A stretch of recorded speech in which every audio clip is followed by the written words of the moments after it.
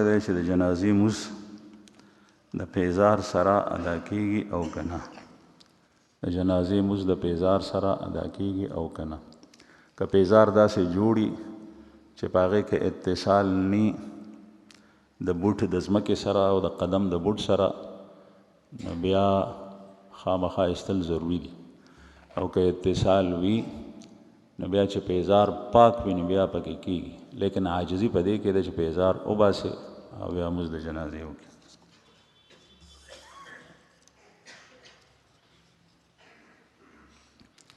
یو کس تپوس کړی دی چې ایډوانس لینا یا دینا، ایډوانس اخیستل او ورکول او ضرورت کې استعمالول دا جایز دي او که نه، د دې مطلب څه دی؟ د پرې نه پوهېږي. یو کس تپوس کړی چې بعضې خلک وایي چې د اودس اوبو سره شنه بوټي اوچیږي، آیا دا خبره څنګه ده؟ دا خبره بالکل خطا ده، غلط ده، هیڅ ذکر د دې نشته. بلکې د اودس اوبه چې کومې استعمال شوي هغه پر انځور باندې واچوي نو هغه شفا حاصلېږي. ترمذي شریف کې حدیث دی چې چا باندې سترګو نظر لګېدلی نو د عاین چې د چا نظر پې پرېوتی دی د هغه استعمال شوي اوبه راوالی په ده باندې اشاره طرف نه واچي، او چې کومې باقي پاتې دي په لوښي کې نو هغه ډېرې مبارکې اوبه دي او هغه چې وڅښي نو په هغې کې برکت وي.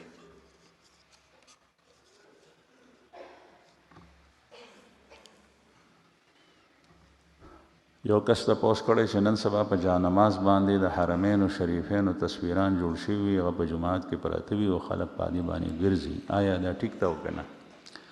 د تصویر حکم هغه د اصل حکم نه دی، د تصویر حکم هغه د اصل حکم نه دی. نو په جانماز باندې تصویر جوړ شوی نو دا د اصل حکم نه لري. او دویم دا که چېرې د چا په زړه کې دا خیال راځي او چې دا زه بې حرمتي کوم او بیا په هغې باندې ګرځي نو دا ښه نه ده، ځکه چې د زړه کیفیت خطا شو، اوس ده ته ځان بچ کول پکار دی.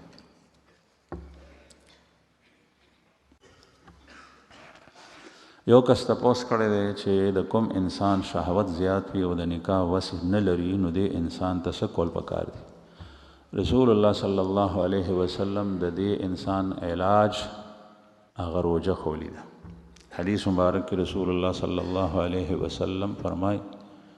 یا معشر الشباب، اے د نوجوانانو ټولګیه چې څوک نکاح نشي کولی نو روجه نیسئ، ځکه چې د روجې سره د سړي د شهوت ختمیږي او ماتیږي. نو روجه نیول پکار دي او روجه بیا په مخه څو روجې نیول پکار دي، البته پېشمني کې او روژه ماتي کې خوراک کم کول پکار دي، ځکه چې په روژه کې هم سړی پېشمني کې ډېره وخوري او په روژه ماتي کې نو د هغې هغه اثر په هغې نه مرتب کېږي اگر که روژه کېږي.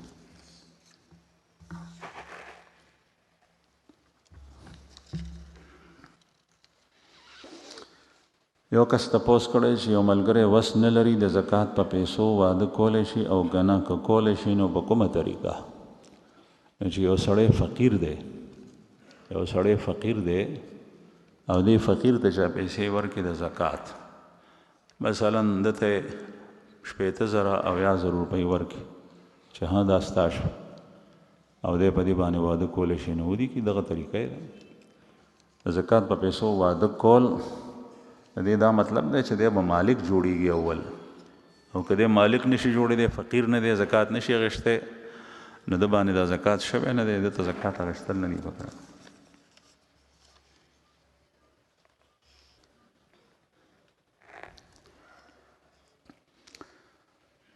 یو کس وایي چې زما ښځه سرکاري ملازمت کوي، په سکول کې استاذه ده، زما پلار د هغې په نوکرۍ باندې خوښ نه دی او زه د خپل پلار نافرمانی هم نشم کولی او زما د ښځې اخلاق هم درست نه دي.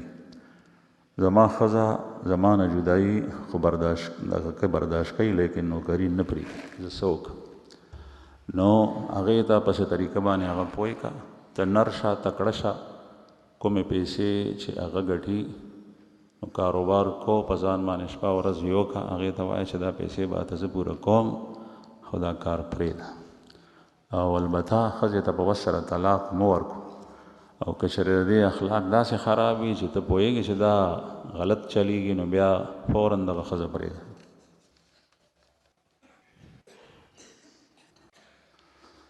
یو کس وایي چې زما پلار د بوتانو شکلونه جوړوي، ما هغه ته ووایي چې دا مه جوړو، ګناه ده. هغه ما ته ووایي چې دا خو پینټران هم جوړوي. نو د بوتانو شکلونه جوړول لا ګناه ده. او نبی کریم صلی الله علیه وسلم فرمایي چې کوم کس په دنیا کې تصویر سازی، تصویر کشي او بوتان جوړي، تصویرونه د تصویر په باره کې،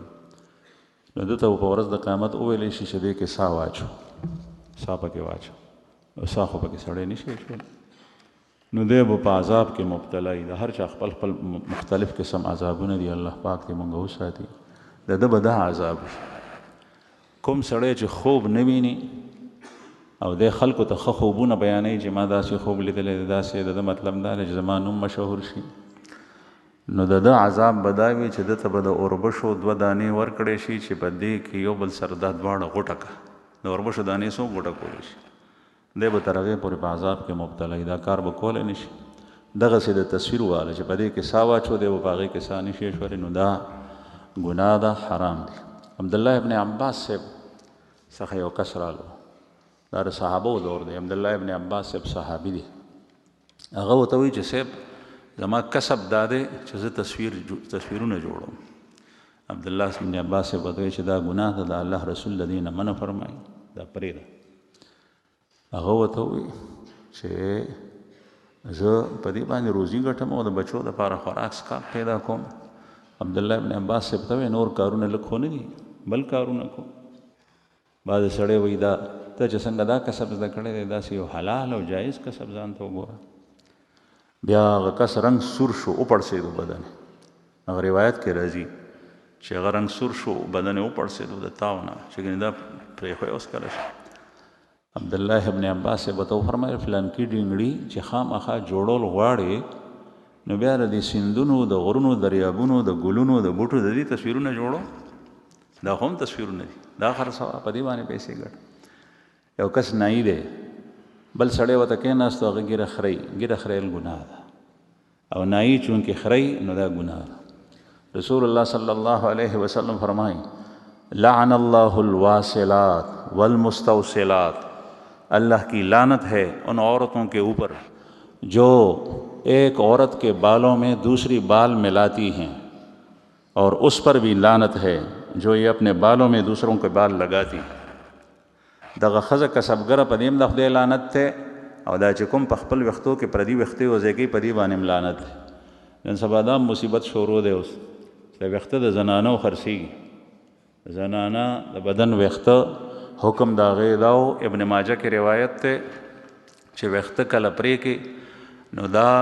په خاوره کې دفن کا، لکه څنګه چې مړی ته په قبر کې خښې، دې ته یو ډوغل وکړه په هغې کې خاوره پرې راوړو، بهتر طریقه دا ده. که دا ونشي سیند کې وغورځو، ډډې ته یې وغورځو، لیکن د زنانه ویښته هغه خو بیا د سړو نه زیات دغه دی، ځکه چې هغه عورت دی چې خلک ویني، نو ذهن د انسان خرابېږي. بیا د هغې خرڅول دا د انسان د بدن جز دی، انسان د خپل بدن اجزا خرڅولی نشي، ځکه چې زه د دې بدن مالک نیم، د الله جل شانه ماته نعمت راکړی دی چې څنګه استعمالوی زما په بندګۍ کې مباح او جایز کارونو کې، لیکن زه د دې مالک نیم، مالک یې الله دی. دغه وجه چې بچی د چا لاړ شي، مور او پلار د چا مړه شي، نو دومره خفګان په هغې باندې چې تر عمره هغه چې زما د مور څنګه مړه شوه، زما د پلار څنګه مړه شو، زما د زوی څنګه مړ شو، زما د لور څنګه مړه شوه، ولې مړه شوه؟ ته د هغې مالک یې. مالک خو الله جل شانه دی چې چا پیدا کړی او چا پکې سا اچولي، د هغه ته سا واخېسته، صبر پې باندې پکار دی. نو به هر حال دغه وخت کې دا نایي که چېرې ویښته خامخا دا کسب کوي نو جایز دی کوي. سر ویښته جوړول شل جایز طریقې سره هغه جوړوه، برید جوړوه، نور ویښته سموه چې کوم جایز دي، لیکن خلاف شرع هغه چې نه کې. که چېرې ته دغه کسب شروع کړې، کیدای شي تا ته خلک د نورو خلکو نه ډېر زیات راځي، خو زمونږ په الله جل شانه باندې پوره توکل نشته. رښتیا خبره دا ده چې اسینی زما دا کار محدود شي نو زما روزي به کمه شي، رزق ورکوونکی خو د الله ذات دی. نو عبدالله ابن عباس صاحب ورته وفرمایل چې دا تصویرونه جوړو. نن سبا ډېر دا خرڅېږي، پینټران شته، مونږ لیدلي دي، بوتان نه جوړوي، غرونه، دریابونه، آسمان، ګلونه، بوټي دا جوړوي، هغه خرڅېږي، خلک یې اخلي. دویم تپوس یې کړی دی چې بعضې خلک په موس کې خپل پیزار مخکې کیدي، نو دا پیزار مخکې کېښو سره خو موس خرابېږي نه؟ نو جواب دا دی چې نه، دې سره موس کې هېڅ فرق نه راځي، بلکې خپل پیزار مخکې کېښول بهتر دي په نسبت د شاته پرېښو، ځکه چې شاته پیزار پرېږدي او غل رالو پیزار یې اوچت کو، عموما غلا د جوماتونو نه کېږي. دا خو الحمدلله تاسو ته پته ده، کېدای شي چې تاسو ته پته وي، چې چاته پته ني نو دې جومات کې د هغه ګیټ نه راواخله تر دې پورې ملګري ولاړي، هغوی مونځ د جمعې بل جومات کې وکړي، ښه جمع ته هلته ځي، هغه ستا د مال، ستا د سورلۍ، ستا د پیزار د هغې حفاظت کوي، خو بیا هم هغوی ته خو پته نه چې دا پیزار د ده دی که د بل چا دی، دومره ده چې ولاړ وي، کوشش یې وي، نو ځکه نه کېږي. تاسو وګورئ وړوکي جومات کې نن سبا پیزار پټېږي. نو زموږ جومات یو ځل زه په مومن مسجد کې هم په صدر کې،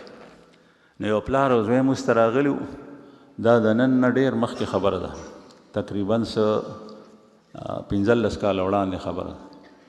هغه پلار یې بوټان و، نوي بوټان و، هغه بوټان ته هغه وخت کې د 1400 روپو، نو دواړه مونځ ته رالل، چې مونځ یې وکړو، چې پلار یې رالو بوټان یې وکتل، بوټان یې چاوړي. نو په جومات کې هغه پلار زوی ته کنځلې کولې، خو یو دومره غټه کنځلې کوله چې خر نه شوه وړی، وی ستا د مور داسې او ستا د خور داسې او ستا فلانکې داسې، تا ته ما وی چې دې جومات ته مونځ ته نه ځو، او تا راته وی چې دې جومات. نو د سړي د خولې نه چې دا ګډې وډې راوځي، بیا چې سړی پې کفر ته وځي، د هغې نه بهتر دا ده چې داسې ځای کې دې مونځ وکړي چې هلته کې خپل پیزار محفوظ کولی شي. دویمه دا ده چې داسې جومات کې ګوره د پیزار راوړو په دې قالین د کېښو اجازت نشته، دلته یو خو ملګري ولاړ دي، دویمه دا چې طریقه دا ده چې بیا ځان سره چې سړی خپل نور څیزونه ګرځوي، نو دغسې یو خلطه او یو کڅوړه چې تاسو ورته شاپنګ بیګ وایي، هغه په جیب کې ځان سره ګرځو، چې کله مونځ کې نو خپل پیزار په هغې کې اچو، بیا هغې ته غوټه ورکړه، د هغې نه به ګن نه پروزي، بیا ځان سره په دې قالین باندې خپلې مخې ته کېښوی شي. نو پیزار چې مخې ته پروت وي، په مونځ کې څه فرق نه راځي.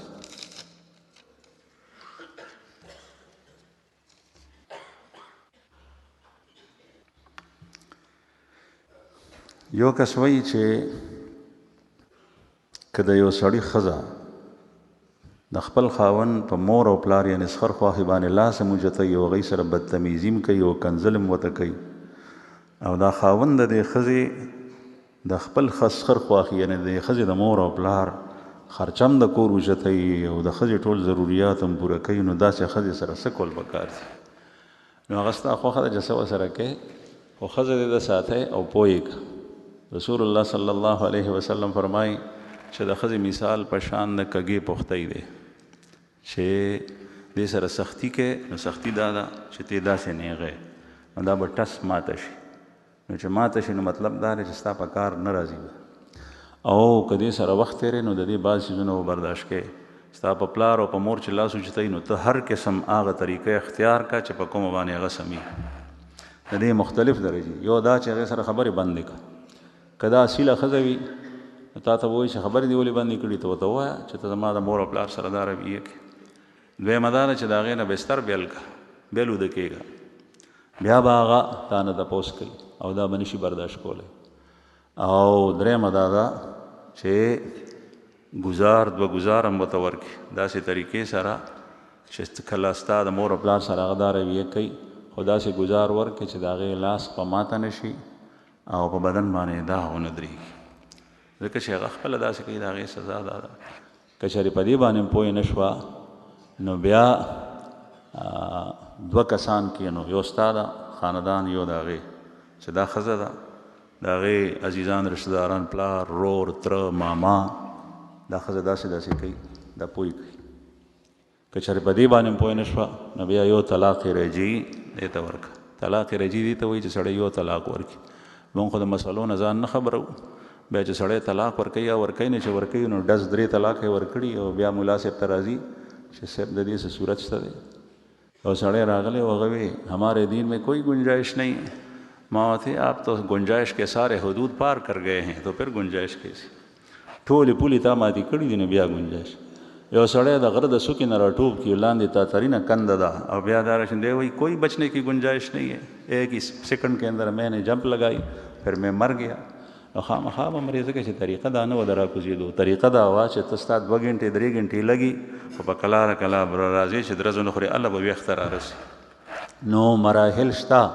لیکن په هغې باندې موږ ځان نه پوهېږو. دا طریقه کول پکار دي. بس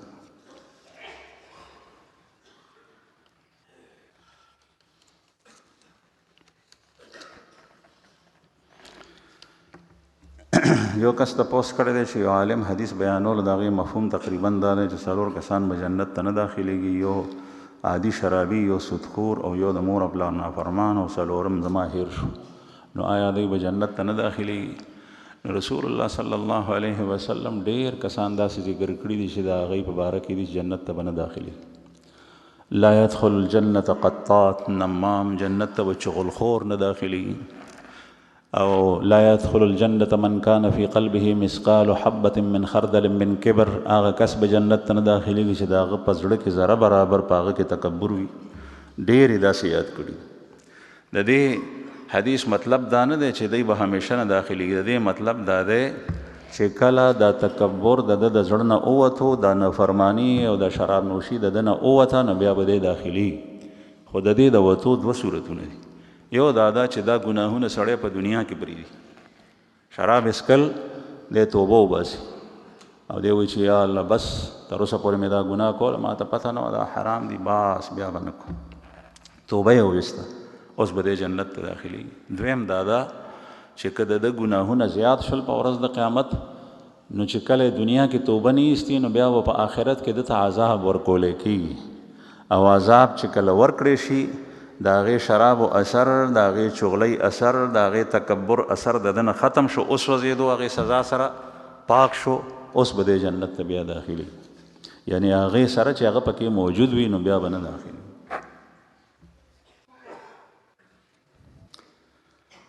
دا یو کس وایي چې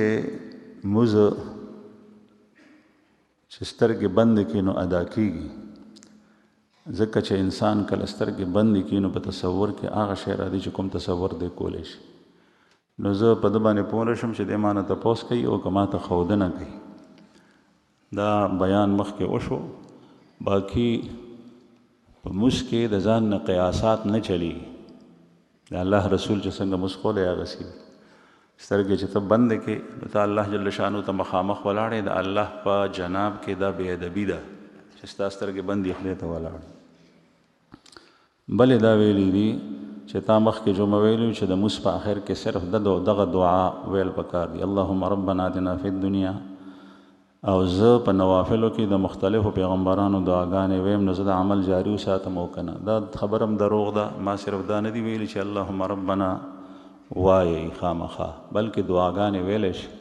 او ما دام ویلي څو ځله چې رب انی ظلمت نفسی ظلما کثیرا، ابوبکر صدیق صاحب ته رسول الله صلی الله علیه وسلم دا دعا خولی وه. البته د علماو په دې کې اختلاف دی چې په فرضو کې دا ټولې دعاګانې ویلی شي او که نه. نو زمونږ احناف وایي چې فرضو کې هغه دعا ویل پکار دي چې کومې عام مسنون دعاګانې دي، او په نفلو کې نور هم ویلی شي.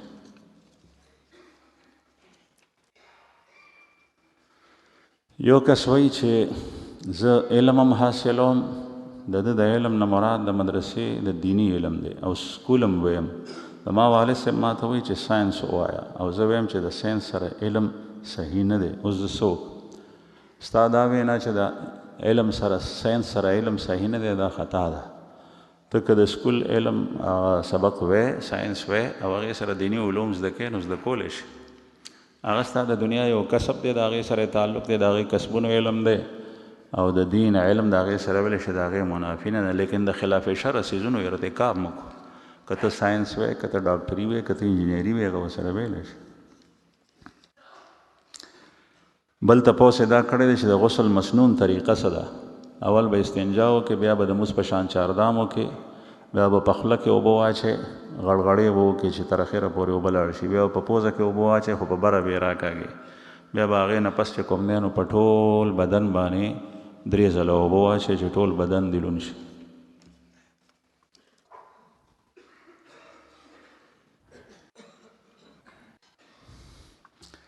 یو کس تپوس کړی چې زما کور والا 6 کاله وشو د فالج بیماره ده او ذهني کمزورتیا هم د وسره او دس نشي کولی په کټ کې پرته یې زامن ورته د موز ووی موز شروع کې خو لږ ساعت پسې بیا خیال بل طرف ته لاړ شي نو بچي ورته موز په جهر وایي بیا یې ورسره وایي دې باره کې راته جواب راکړئ دا څنګه دي د دې چې څومره وس کېږي څومره کولی شي مجبوری ما سختي پې مه کوئ دا د هغه شان موز کوي که چېرې دې زنانه د صحت په حالت کې موز کولو نو انشاءالله الله پاک به هغه شان د دې سره معامله کوي د دې دا موز په دې حالت کې قبلوي بس چې څنګه دا کولی شي هغه عمره موز بس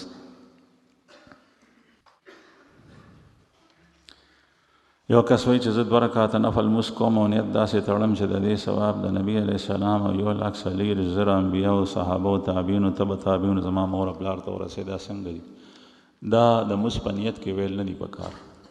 د موز د نیت د شروع کولو نه مخکې داسې ووایه چې یا الله زه دا 2 رکعاته نفل موز کوم د دې ثواب فلان کې ته ورسېد چې څوک پکې شریک کې یا چې کله 2 رکعاته نفل تا وکړ نو د نفلو نه پس وایه چې یا الله د دې 2 رکعاتو چې دا ما وکړل د دې ثواب دې حضراتو ته ورسېد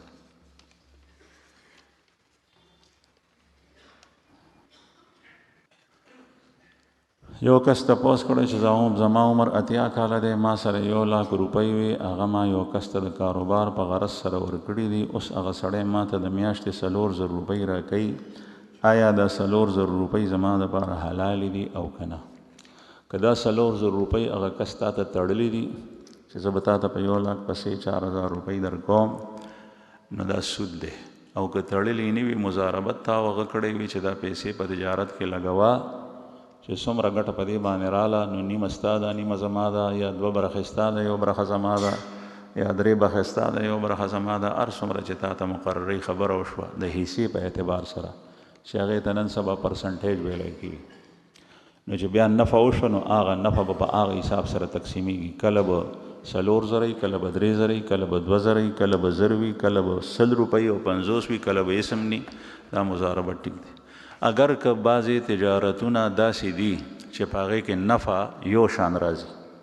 یو شان نفع دی تړلي نفع ده د هغې ریټ معلوم دی نو په هغې کې که پیسې مثلا 100 میاشتې مسلسل په هغې کې ښکته پورته والی نه راځي خو معامله او عقد ستا او د هغه په منځ کې د فریقینو په منځ کې د مضاربت شوی چې ګټه تاوان دواړه کې به شریک یو راس المال او اصل پیسې او مړي به په خپل ځای پرته دا جایز دي او که دا ورته وایي چې دا 1,00,000 روپۍ واله یا هغه تا ته وایي چې 1,00,000 روپۍ راکه زه چې په هر څه کوم تا ته به زه 4,000 روپۍ په دې باندې نفع در کوم نو دا سود دی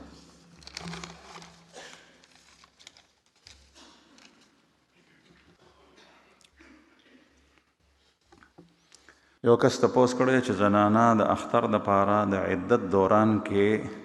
نوي کپړې اچولی اغوستی او جوړولی شي او که نه که د عدت نه مراد ستا هغه عدت وي چې متوفا عنها زوجها زنانه ده یعنې د هغې خاوند مړ شوی دی او 4 میاشتې 10 ورځې دا په عدت کې ناسته ده نو هغه داسې نشي کولی داسې کپړې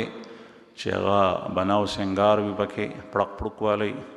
هغه داسې کپړې نشي اچولی او که چېرې دا مطلقه وي نو دغه استعمالولی جوړولی اچولی شي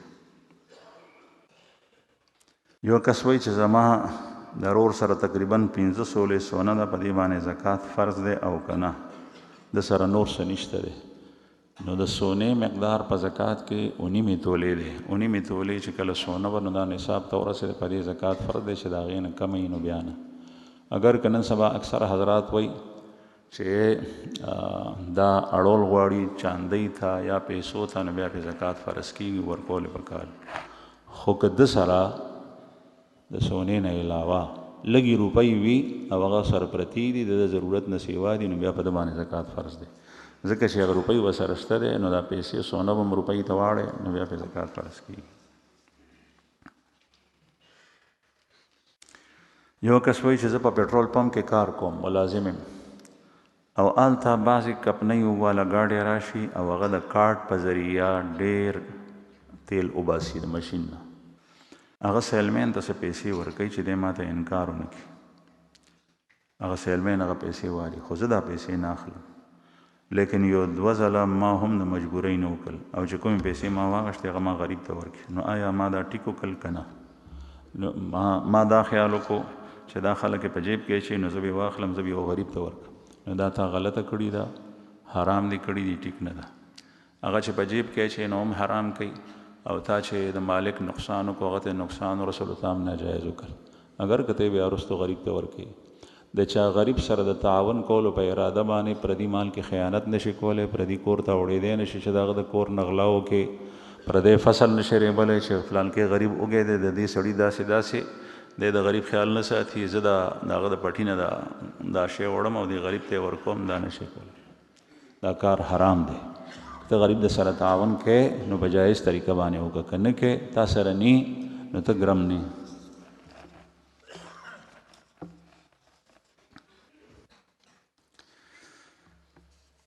یو کس وایي چې تاسو ووایي چې جبریل علیه السلام اشهد ان لا اله الا الله کلمات وایي نو هغه سدرة المنتهی سره ایثار شوی دا ضروري نه ده چې دا ټولې خبرې په یو مجلس کې شوي د دې لپاره مختلف مجالسو کې هم کیدی شي بل کس تپوس کوي چې په دکان کې سیګرټ او نسوار خرڅول دا جایز دي او که نه مکروه لیکلي دي علماو حرام نه دي